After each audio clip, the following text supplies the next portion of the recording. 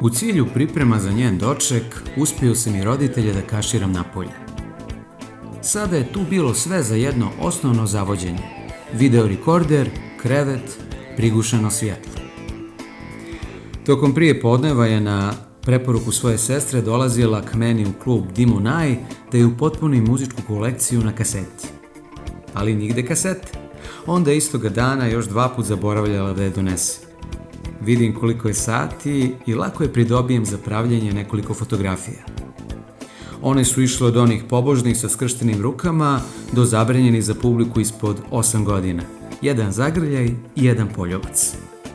Glavno je ipak trebalo ostaviti za neko intimnije i manje frekventno mjesto.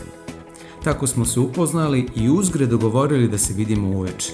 Jer osim muzičke, zanimala ju je i moja filmska kolekcija za koju je također čula od svoje sestre. A sve što čuje, voli da provjeri. Malo je kasnila, ali šta mari kad se već pojavila.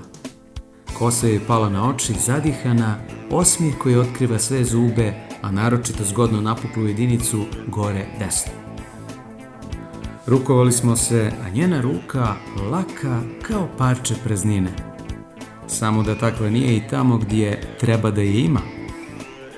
Povučem je preko praga, pogledam lijevo, desno, nema nikog. Zalupim vrata i zamandalim ih ujedno. Gasim vanjsko svetlo, brišem tragove da kuća postoji.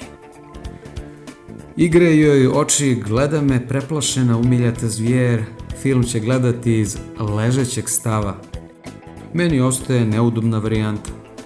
Fotelj. Puštam videorekorder, počinje film. Nemam pojma šta gledamo, jer sam sve vrijeme imao na umu kako da se bacim na nju. Tada sam još uvijek mislio da je poštena djevojka, uobičajeno teška za muvanje, pa sam bio prilično oprezan i postupan.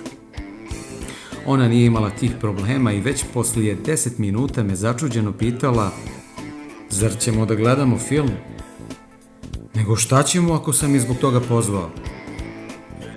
Mislila je da je poziv na film bio moj izgovor da je privedem, a ja nijesam mislio jer sam tačno znao da to jeste bio izgovor. Naravno, iskoristio sam njeno pitanje da odmah pređem na stvar. Najprije sam legao pored nje, a onda i na nju kada sam vidio da se ne usteže. Kao da je još od kuće bila naoružana sve da mi da. I samo je čekala da vidi koliko sam drzak u kolišanju, jer u tim stvarima ne biješe mnogo strpljivo.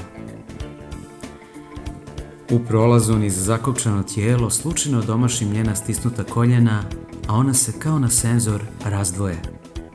Ali dalje nijesam išao jer je već ovdje zakolutala svojim sablasnim očima i počela upadljivo da se oblizuje, sve uzdišući i dahćući, kao da je tu imalo više posla za kakvog isterivača đavola nego za mene, tek običnog ljubavnika opšte prakse.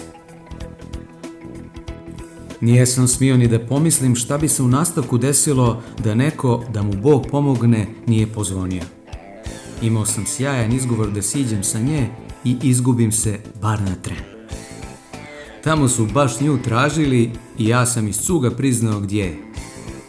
Njena starije sestre i mlađi brat su odmah povjerovali da im je sestra platila onom stvari i ne čekajući da im kažem istinu.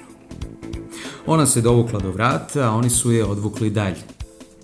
Samo meni nije uspjelo da je odradim. I onima koji to nijesu htjeli, naravno.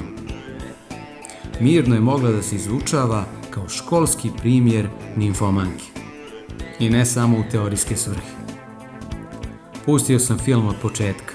Amadeus, kandidat za Oskara te godine, zamalo da ga ne pogledam. Đavo nek je nosi.